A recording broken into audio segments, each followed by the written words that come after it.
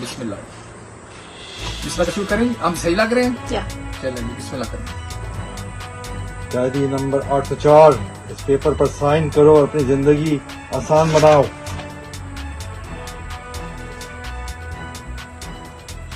کیا سوچ رہے ہو؟ اس پر سائن کرو اور ملک سے باہر جاؤ. میں ضلع شاہ کے بارے میں سوچ رہا ہوں.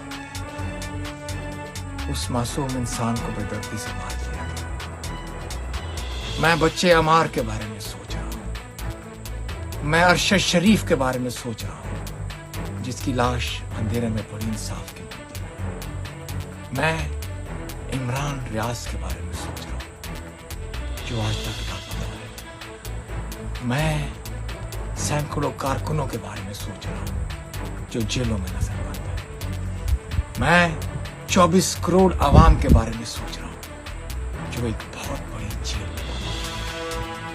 میں کسی پیپر کسی ڈیل پر سائن نہیں کروں.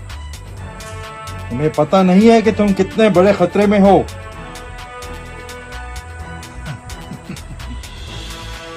میں ہر خوف اور ہر خطرے سے آزاد ہو چکا ہوں. تمہیں جان سے بھی مارا جا سکتا ہے.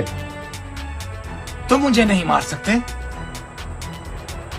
میں زندہ رہوں گا 24 کروڑ عوام کے دل، مزدوروں کسانوں اور دہقانوں کے دلوں، مظلوموں غریبوں اور بے بسوں کے دلوں میں، آپ سب کے دلوں میں میں زندہ رہوں گا.